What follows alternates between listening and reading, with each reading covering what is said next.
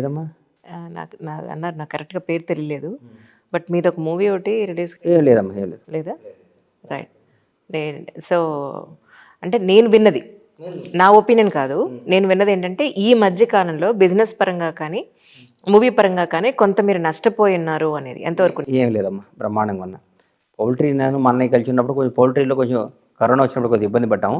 ఇప్పుడు చాలా బాగుంది, అంత బ్రహ్మాండంగా ఉన్నాను. బ్రహ్మాండంగా ఉన్నాను. లాస్ట్ టైము మీరు నాకు ఇచ్చిన ఇంటర్వ్యూలో ఒకటి అద్భుతమైన వర్డ్ చెప్పారు సార్. నాకు ఏ కష్టం వచ్చినా నేను ఎవరితోనూ చెప్పుకోను. ఏ ప్రాబ్లం ఉన్నా నేను నా ఇంట్లో వాళ్ళతో మాట్లాడుకుని ఆ సమస్యని నేను ఎలా దాటాలో అనేది నేను ప్లాన్ చేసుకుంటాను. ఒక మాట ఇప్పుడు కూడా చెప్తానమ్మా సార్. నా జీవితంలో నా మనసు కష్టం వచ్చినా నా బాడీకి కానీ నా ఇంట్లో కానీ ఇప్పుడు కష్టం రాలా. నా మనసు కష్టం వస్తే నా మనసులోనే ఉంటుంది. బండ్లా గణేష్ ఎప్పుడు గెలవలా, కానీ ఎప్పుడు ఓడిపోలా. తటస్థంగా అలాగే ఉన్నారంటారు. నేను ఎప్పుడు గెలవలా, కానీ అట్లనే ఎప్పుడు ఓడిపోలా. నేను అనుకున్నవన్నీ సాధించుకుంటూ వచ్చా, కానీ నేను గెలిచానని ఇప్పుడు అనుకోవాలా. ఇంకా గెలవాలి, ఇంకా గెలవాలి. అట్లనే అబ్బా ఏందా అని ఓడిపోవాలి. ఇప్పుడు నేను గెలుస్తా, సాధిస్తా, అనుకున్నా ఈ తీరుతా. అంతే కదమ్మా. ఎవరికైనా చెప్తున్నా, మీరెప్పుడు ఓడిపోరు జీవితంలో. మీరెవ్వరైనా కానీ ఓడిపోరు. ఎంత చిన్నాడైనా, ఎంత చిన్న స్థాయి నుంచి వచ్చినా సరే విక్టరీ కొడతాడు. ఉదాహరణ ఇప్పుడు రాష్ట్ర ముఖ్యమంత్రి గారు. ఎవరైనా చెప్తే వింటారమ్మా? 15 ఏళ్ళ 20 ఏళ్ల ముందు ఒకడు వచ్చి, ఒక పిల్లాడు వచ్చి నేను ముఖ్యమంత్రి అవుతా అంటే నమ్ముతాడా? నిజం చెప్పమ్మా, నమ్ముతారా? అయ్యారా? ఏదైనా సాధ్యం. ఈ ప్రజాస్వామ్యంలో, ఈ దేశంలో ఎవరు ఏమన్నా కావచ్చు, ఎవరు ఎక్కడికైనా రావచ్చు కిందకి. పైనాడు ఎక్కడైనా కిందకు వచ్చేయచ్చు, మామూలు వ్యక్తి కూడా పైకి వెళ్ళిపోవచ్చు. సో కమింగ్ ఎలక్షన్స్కి మీరైతే ప్రత్యక్షంగా పోటీ చేయడానికి రెడీగా ఉన్నారు? పార్టీ చెప్తే చేస్తా. నాకైతే మనసులో ఉంది, చేయాలని ఉంది. అట్లాగని నేను ఆ పార్టీని ఎదురు చెప్పి చేయను. ఇంకా నువ్వు పోటీ చేయంటే నేను చేస్తాను, గెలుస్తా కూడా చేస్తే.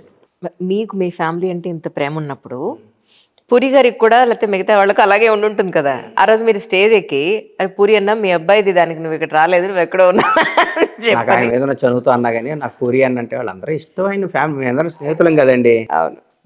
నాకు మా వదిన అన్న, మా అందరూ చదువు ఫ్యామిలీ అంతా అంత ఇది చిన్నదమ్మా. నేను హైదరాబాద్ వచ్చి 32 ఏళ్ళు అయిపోయింది. 35 ఇయర్స్ బ్యాక్ వచ్చాను, అయిపోయింది. ఇంకెందుకు 10, 20 ఏళ్ళు, 50 ఏళ్ళు, ఇంకో 15 ఏళ్ళు, 20 ఏళ్ళు, 70 ఏళ్ళ తర్వాత ఇంకేమవుద్దమ్మా? అయిపోతాం కదా పరిస్థితి. 10 పట్ మీద అయిపోతుంది. జనవరి హ్యాపీ న్యూ ఇయర్ అంటున్నాం, డిసెంబర్ 31 4 రోజులు అంటున్నట్టు అనిపిస్తుంది నాకు. చాలా ఫాస్ట్గా వెళ్ళిపోతున్నాయి రోజులు. మాకు ఇప్పుడే డిసెంబర్ 31 అనిపిస్తుంది నాకు. కరెక్ట్. ఏంటి ఎక్కడికి వెళ్ళిపోతున్నాం మనం? జీవితం చాలా స్పీడప్ అయిపోయింది కదమ్మా. మన టైం ఉదయం లెగిస్తే టైం అసలు ఎక్కడ ఉంటుంది చెప్పండి? ఇంతకుముందు అబ్బో స్కూల్కి వెళ్ళాలి పొద్దున్నే, ఎప్పుడు సాయంత్రం వద్దురా అన్నట్లుండేది. ఇది పని ఇప్పుడు ఇప్పుడు ఎక్కడమ్మా అసలు? మనం అనుకున్న టైంకి 5 నిమిషాలు మిస్ అయిపోతే వేరే వాడు వెళ్ళిపోతాడు. ఎవరు బిజీ వాళ్ళు అయిపోయారో టైమింగ్ మెయింటైన్ చేయాలి, అన్నీ పర్ఫెక్ట్గా ఉండాలి. మనం ఎప్పుడు ట్రాక్ తప్పినా కానీ మనం మళ్ళీ ట్రాక్లో ఎక్కాలంటే చాలా కష్టం. నాకు తెలుసమ్మా, అది నాకు తెలుసు. అది నేను నిజం చెప్తున్నా. అబ్బా అమ్మ ఇసుకొచ్చేస్తుంది. ఒక 2 ఏళ్ళు సినిమా దిగకూడదు అనుకున్నాను నేను. నిజంగా నాకు నాకు సినిమా అంటే నాకు ఇష్టం. సినిమా అంటే నేను పుట్టిన సినిమాల్లో నేను ఒక చిన్న ట్రాక్ తప్పితే ట్రాక్ ఎక్కడానికి 7 ఏళ్ళు పడుతుంది. అంటే అంత స్పీడ్ అమ్మ ఇది యుగం. కొత్త వాళ్ళు వచ్చేస్తారు, ఎవరైనా కొత్త వాళ్ళు వచ్చేస్తారు. నువ్వు ఇంటర్వ్యూ చేయలేదనుకో తల్లి, 4 రోజులు నేను రెస్ట్ తీసుకుంటాను అనుకో, ఇంకో అమ్మాయి వచ్చేస్తాను ఇంకోటి. అంతే సార్. బండ్లా గణేష్ మాట్లాడలేదనుకో 10 మంది బండ్లా గణేష్లు వస్తారు. మీరు అదే కదా, ఇప్పుడు మీరు అదే చేశారు. నాకు తప్ప అందరికీ ఇచ్చారు కదా. మధ్యలో నేను మిమ్మల్ని టచ్లో ఉన్నా సరే చెప్తాను. ఇంటర్వ్యూని కాదమ్మా, ఏదైనా అంత స్పీడ్ అయిపోయింది. ఇక్కడ వ్యాక్యూమ్ అనేది లేదమ్మా, ఎప్పటికప్పుడు ఫిల్ అయిపోతుంది. ఇక్కడ ఎవరైనా పోరాడాలి, పని చేయాలి, కష్టపడాలి. 24 గంటలు ఈ అమ్మాయి రేపొద్దున చేయాలనుకోవాలి. లేదులే నేను పలానా ఆయన కొడుకుని, నాకు అందరు గౌరవించాలి, నేను రెస్పెక్ట్ ఇవ్వాలి అంటే కుదరదు.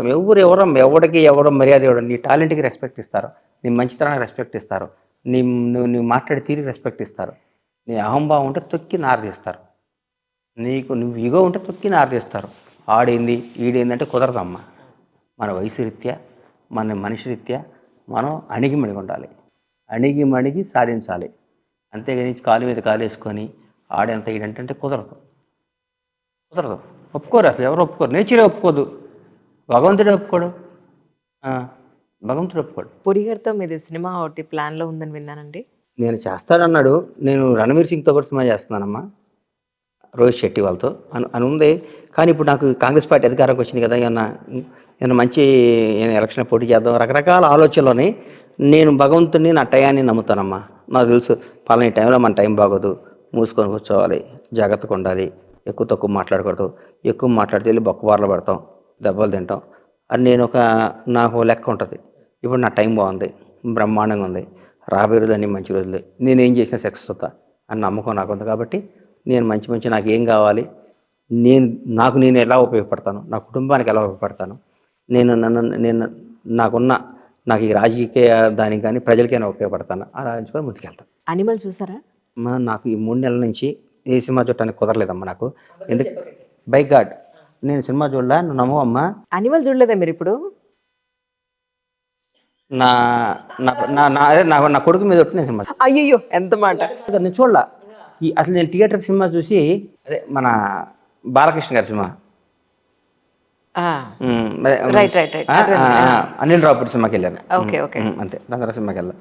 ఇంత సెన్సేషనల్‌గా మాట్లాడుకుంటున్నారు కదా! మరి అనిమల్ ఎందుకు చూడలేదని? నాకు కుదరలేదమ్మా. నేను చూడాలి, ఇద్దరు ముగ్గురు చూడమని చెప్పారు, చూడాలని చెప్పి చూద్దాం అనుకున్నా, నాకు కుదరలేదు. ఇంకా మీరు చూసారేమో, అసలు మీ పాయింట్ ఏంటో తెలుసుకుందాం అనుకున్నా. నేను చూడలే తల్లి. చూస్తే అబద్ధం ఎందుకు, సినిమా చూస్తే చూడలేదు చెప్తా నేను చూడలే. అయితే కమింగ్ మీ మర్చిపోయాను, మీ ప్రొఫైల్ పిక్ కూడా చూసానండి. ఏదో బుక్ చదువుతున్నారు. ఇన్నేళ్లలో రిటైర్ అవ్వాలి, ఇంత హెల్దీగా రిటైర్ అవ్వాలి. ఏంటి దాని ఆ బుక్? నాకు నేను రోజుకు 1 గంటన్నర బుక్ చదువుతుంటాను. అట్లాగని 1000 పుస్తకాలు చదవనమ్ము. మళ్ళీ నేను 1,00,000 పుస్తకాలు చదివాను, 1000 పుస్తకాలు చదివాను అట్లాంటి మాటలు నేను మాట్లాడను. పుస్తకాలను మంచి పాయింట్ ఉంటే ఎల్లో మార్కర్తో గీత పెట్టుకొని చదువుతా. ఊరికే మనకు వచ్చిన తెలుగులు నాకు వేరే నీట్గా చదువుతా. యంగ్గా రిటైర్డ్ రిచ్గా రిటైర్డ్ అంటే మన ఆలోచన విధానం, మన ఆలోచన విధానం, మనం చచ్చిపోయేటప్పుడు మనం ఆర్థికంగా మనం చితికిపోయి ఉన్నాం అనుకోండి, మనకి రేపు ముసలితనంలో మనకి చాలా నీడ్స్ ఉంటాయి అమ్మ. మనం నమ్ముకున్న మన భార్యకి, మన పిల్లలంటే మనం వదిలేయండి, వాళ్ళు బతుకుతారు. నా బతుకుతుంది మనం ఆన్సరబిలిటీ మన అమ్మకి, నాన్నకి, మన భార్యకి. వాళ్ళు బతుకున్నంతకాలం తల్లిదండ్రులను చూడాలి, మన పెళ్లి చేసుకుని మన భార్యను చూడాలి. పిల్లలంటే వాళ్ళకి రెక్కలు వచ్చినాయి అనుకోండి, వాడు బతుకుతాడు. ఏదో వాడి చేతనయింది, వాడి సామర్థ్యం ఉన్నది, వాడు చేయగలిగింది వాడు చేసుకుంటాడు. అంతేగాని నా కొడుకు నాలాగా బతకాలి నేను ఎందుకు అనుకుంటాను, నాకంటే అద్భుతంగా బతకాలనుకుంటాను. లేకపోతే వాడు బాగాలేతే వాడు నాకంటే మామూలుగా బతుకుతాడు. మన చేతిలో లేదు కదమ్మా. వాళ్ళ డిసైడ్ మనం ఏంటో చేస్తాం. చాలామంది పెద్ద పిల్లలు, నేను పనిచేసిన పిల్లల్ని కూడా చూశాను. చాలామందిని చాలా ఘోరంగా ఉన్నారు. ఒకప్పుడు వాళ్ళని బాబు అని పిలిచేవాళ్ళు నేను. వాళ్ళు చాలా వాళ్ళకి అంటే మనం పిల్లల్ని అంటాం, వాళ్ళ జీవితాన్ని మనం రాయలేం. కలగంటాం మనం. ఆ కలం నిజం చేసుకుంటే వాళ్ళు కష్టపడాలి. అంతేగాని నా పిల్లాడు ఎట్ట బతకాలి, నా పిల్లాడు కూడా ముఖ్యమంత్రి కావాలి, నా పిల్లాడు మంత్రి కావాలి, నేను ఎమ్మెల్యే కదా, నా పిల్లాడు ఇంకా కావాలని మనం అనుకుంటే అది అయ్యే పని. కరెక్ట్. అయ్యే పని అమ్మ కాదుగా. కరెక్ట్. సచిన్ టెండూల్కర్ అంత అద్భుతమైన క్రికెటర్ అండి. వాళ్ళ అబ్బాయి ఇది ట్రై చేసినా అవుతుందా చెప్పండి? అయ్యే పని కాదమ్మా. అసలు నాకు ఎవడైనా పైకి వచ్చినాడు, ఏమీ లేనాడే పైకి వస్తాడని నాకు నమ్మకం అమ్మ. పూరి జగన్నాథ్ చెప్పేవాడు నాకని. పూరి గారు నాతో చిన్నప్పుడు ఒక గొప్ప మాట అనేవాడు ఒకరోజు. కానీ మన ఊర్లు మారుతుంటే మన బ్రెయిన్ మారిద్ది అన్నాడు. ఊర్లు మారుతుంటేనే బ్రెయిన్ మారిద్ది అన్నాడు. మా సొంత ఊరు ఉందమ్మా, ఆ ఊర్లో ఉన్న వాళ్ళు అట్లే ఉన్నారు పాపం. ఊరు మారుకుంటూ వచ్చిన వాళ్ళందరూ ఇప్పుడు ఎక్కడైనా ఊరు మారాలమ్మా. ఏంటి ఊరు మారాలి. ఊరు మారితే మనం భయంతో బతికితే మన జీవితం మనం భయంతో బతికామా మనం సక్సెస్ అయిపోయినట్టే. ఇది మా ఊరు, ఏ ఊరు అనేది, ఎక్కడి నుంచి వచ్చారు బతకడానికి అన్నాడు మన పతనం వాడు అన్నాడు, పతనం అయిపోయినట్టే. ఊరు మనం అప్డేట్ అయిపోవాలమ్మా. కొత్తవి తెలుసుకోవాలి, కొత్తవి మార్చుకోవాలి, మన జీవిత విధానం మార్చుకోవాలి. అంతేగాని నాకు చిన్నప్పటి నుంచి కారు ఉందంటే వాడు కారులోనే ఉంటాడు. చిన్నప్పుడు సైకిల్ దొక్కినాడు, కారు కొంటాడు చూడండి, ఆ కిక్కు వేరు కదమ్మా. ఆ కిక్కు నేను అనుభవించి అంతేనే కదమ్మా. ఎవరైనా చూడండి అమ్మా, ఎవరైనా చూడండి. ట్రూ. ఇది అదే కదమ్మా బ్యూటీ ఆఫ్ కాంగ్రెస్. కష్టపడ్డానికి ఎప్పుడు పీఠం ఇచ్చారు, వారసత్వానికి ఎప్పుడు పీఠం వేయలే. ఇక్కడ సిద్ధరామయ్య గారు మామూలు ఒక చిన్న రైతు, 4 రోజులు వేరే పార్టీలో ఉన్నారు, మా పార్టీకి వచ్చారు, కష్టపడ్డారు, ముఖ్యమంత్రి అయ్యారు. ఎవరైనా వారసత్వం ఎప్పుడూ ఇక్కడ ఎవరికి ఇవ్వాల. రాజశేఖర రెడ్డి గారిని కానీ, కిరణ్ కుమార్ రెడ్డి గారిని కానీ, మరి చెన్నారెడ్డి గారిని కానీ, ఎదురుమల్లి జనార్దన్ రెడ్డి గారిని కానీ, మహానుభావుడు కోట్ల విజయభాస్కర్ రెడ్డి గారిని కానీ, పని చేసినాడికి అందరం ఇచ్చే పార్టీ కాంగ్రెస్ పార్టీ. ఇక శ్రమను దోచుకోదమ్మా. శ్రమకి ఎవరు శ్రమ పడ్డా, ఎవరు కష్టపడ్డా వాళ్ళకి అందరానికి ఇచ్చే పార్టీ కాంగ్రెస్ పార్టీ. అందుకని కాంగ్రెస్ పార్టీ నమ్మంటారా బాబు, మీ అందరికీ చెప్తున్నా. వేరే వాళ్ళ దగ్గర చేస్తే బానిసత్వం అయిపోద్ది, మా దగ్గర చేస్తే వారసత్వం కాదు, రాజసత్వం ఇది, రాజరికం ఇది. ఇక పవర్ ఉంది కాబట్టి నీకు పదవి ఇస్తారు.